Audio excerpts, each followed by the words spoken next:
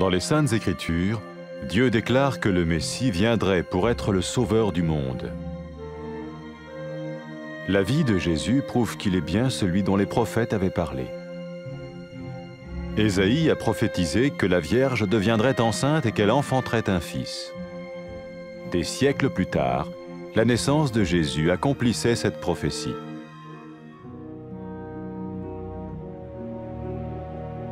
Les Saintes Écritures déclaraient que le saint à naître serait appelé le Fils de Dieu.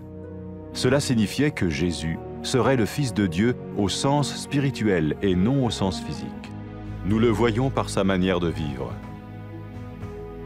Il a guéri des malades, il a pardonné leurs péchés, les a ramenés à Dieu et leur a promis une place dans le royaume éternel de Dieu. Il s'est offert lui-même en sacrifice pour le péché à leur place. Puis il est revenu à la vie, victorieux sur la mort selon le plan de Dieu. Jésus a dit « Personne ne me prend la vie, mais je la donne de ma propre volonté ». La vie de Jésus n'a pas seulement accompli les écrits des prophètes, mais elle a aussi confirmé la vérité de la sainte parole de Dieu. Les prophètes avaient écrit « Ta parole, ô mon Dieu, est parfaite, elle dure à toujours ». Jésus lui-même a dit « Le ciel et la terre disparaîtront, tandis que mes paroles ne disparaîtront jamais. » Jésus est venu pour nous donner la vie dans toute sa plénitude. Mais quand l'homme a désobéi à Dieu dans le jardin d'Éden, il a choisi sa propre voie et ses actions l'ont séparé du Créateur.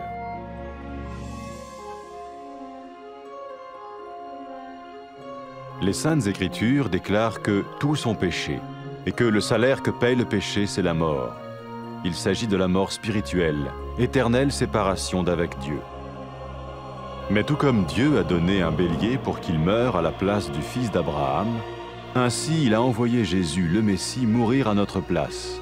Sa vie, sa mort et sa résurrection restaurent la relation entre Dieu et tous ceux qui mettent leur confiance en lui. Maintenant, non seulement Jésus pardonne les péchés de ceux qui le suivent, mais il les sauve aussi du jugement éternel de Dieu. Ils sont sûrs d'aller au paradis et de vivre avec lui pour toujours.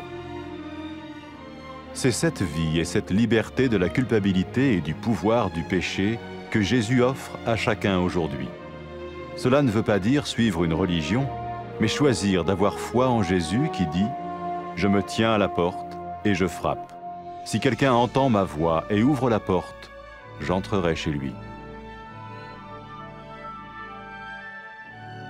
Cela veut dire se tourner vers Dieu et croire que Jésus vient dans nos vies pardonner nos péchés et nous rendre tels qu'il veut que nous soyons. Il ne suffit pas d'approuver intellectuellement ce qu'il dit, ni de vivre une expérience émotionnelle. Nous le recevons par grâce, au moyen de la foi, par un acte de notre volonté. Lorsque quelqu'un est prêt à suivre Jésus le Messie, il peut lui parler par une simple prière. Peut-être êtes-vous prêt maintenant à ouvrir votre vie à Dieu. Si oui, vous pouvez vous joindre à la prière suivante, silencieusement, dans votre cœur. Seigneur Jésus, j'ai besoin de toi. Merci d'être mort sur la croix pour mes péchés.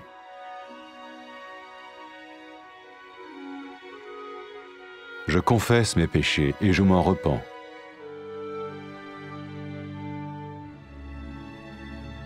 Je t'ouvre la porte de ma vie et je te reçois comme mon Sauveur et Seigneur.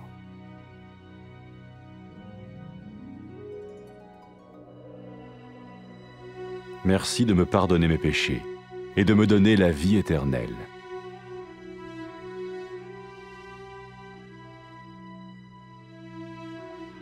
Fais de moi le genre de personne que tu veux que je sois. Maintenant que je deviens l'un de ceux qui te suivent. Amen.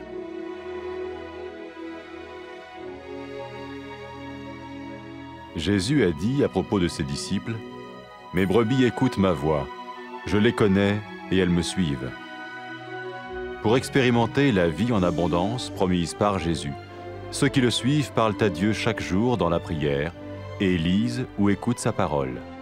Ils parlent de lui à d'autres personnes et rencontrent régulièrement ceux qui l'aiment et le suivent. N'oubliez pas sa merveilleuse promesse. Tout pouvoir m'a été donné dans le ciel et sur la terre. Et sachez-le, je vais être avec vous tous les jours jusqu'à la fin du monde.